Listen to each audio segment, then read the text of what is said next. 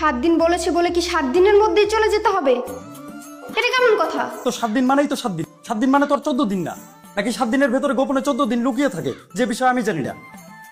এমন গোপন সংখ্যা সম্পর্কে কোন স্কুলে পড়ায় আমাকে বলো। সেই স্কুলে যে আমিও ভর্তি হই, তোমার মতো আমিও শিখি 7 দিনে 14 দিন কিভাবে বানাতে হয়। ফোন রাখো। ফোন রাখলে তো তুমিও রাখতে পারতে নাকি?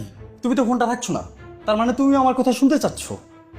এটা তোমার ভুল ধারণা, একদমই তোমার কথা শুনতে চাচ্ছি না। তাহলে নিজে ফোনটা কাটছো না কেন? কারণ আমার হাত বন্ধ, আমি কাজ করছি। তোমার মতো আমি বেকার বসে থাকি না। কি বললে?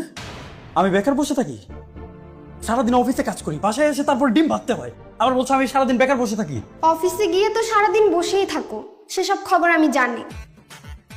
এত বাহাদুরি আমার সাথে দেখাতে এসো না। দেখো, আমার কিন্তু মেজাজটা খারাপ হয়ে যাচ্ছে। এমনিতে আমার কোনো কিছু ভালো লাগছে না। প্রেশার মনে হয় হাই হয়ে যাচ্ছে, আমি এখনই অজ্ঞান হয়ে পড়ে যাবো। মেজাজ খারাপ কেন শুনি? মেজাজ খারাপ হবে না তো কি খারাপ হবে? একটা মানুষ না খেয়ে থাকতে থাকতে শুটকি মাছ হয়ে গেছে। 2 দিন পরে সে মমি হয়ে যেতে পারে, যে কোনো সময় হতে পারে, আশঙ্কা আছে। তুমি বুঝতে পারছো না?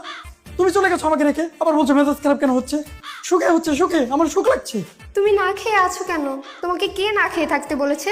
না খেয়ে থাকতে আমাকে কেউ বলেনি, আর বললেও আমি শুনতাম না। ব্যাপারটা হচ্ছে বাসায় কোনো খাবার নেই, তাই না খেয়ে আছি। পকেটে টাকা আছে, বাইরে খাবার আছে, বাইরে গিয়ে খেয়ে নাও। তুমি জানো না যে আমি বাইরের খাবার খেতে পারি না?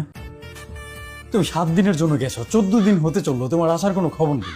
তোমার কি একটুও খারাপ লাগে না? হ্যাঁ, তুমি কি করছো ওখানে? 2-1 দিনের মধ্যেই চলে আসবো। তুমি মাথাটা ঠান্ডা করো। এখন আবার এসব কথা বলছো? এই, তুমি আসবে কবে বলো তো? না আসলে সেটাও সরাসরি বলো। এসব ইঁদুর বেড়াল খেলা আর খেলতে ভালো লাগছে না। এই যে তুমি এত রাগ দেখাচ্ছ, তুমি কি জানো এইখানে তোমার শ্বশুর শাশুড়িকে কত ভালো ভালো রান্না করে খাওয়াচ্ছি? কত ভালো ভালো রান্না তোমার বাবার বাড়ির মানুষকে খাওয়ালে আমার কি লাভ? আমি তো না খেয়ে শুটকি উঠছি। তোমার শ্বশুর শাশুড়িকে আমি ভালো ভালো রান্না করে খাওয়াচ্ছি, তোমার কিছুই যায় আসে না। তুমি কিন্তু দিন দিন খুব স্বার্থপর হয়ে যাচ্ছ। হ্যাঁ, আমি স্বার্থপর হব না, আমি আর উদার হব। আমার এই বিপদের দিনে আমি আমার কথা না চিন্তা করি, আমি মানুষের কথা চিন্তা করবো। এখন তুমি বললে তো আর আমি উড়ে চলে আসতে পারবো না। কি জন্য ফোন করেছো সেটা বলো। অনেকক্ষণ যাবত একটা ডিম ভাজার চেষ্টা করছি, কিন্তু ডিমের খোসা ডিমের ভিতরে পড়ে গেছে, বের করতে পারছি না। আচ্ছা, বের করার কোনো সিস্টেম তোমার জানা আছে? জানা থাকলে বলো তো কিভাবে বের করবো। কোনো অঙ্কের সূত্র দিয়ে ওটা বের করা যাবে না। হ্যাঁ, বুঝতে পেরেছি, কিন্তু এটা বের করবো কিভাবে? নিজেরই হাত দিয়ে বের করতে হবে। আমার ভাজা কাটা নাড়ানাড়ি তো অতটা ভালো না, আবার হাত দিয়ে তুলতে গেলে হাতে ছেঁকা লাগবে। কি করবো বলো তো? ঠিক আছে, ওটা ফেলে দাও আর একটা ডিম ভাজো। এই, আমি না অত ভাজাভাজির মধ্যে নেই। তুমি এক কাজ করো, সোজা বাসায় চলে আসো।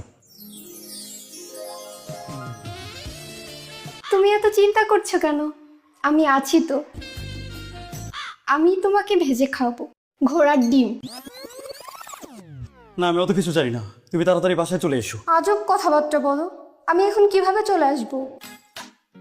তুমি জানো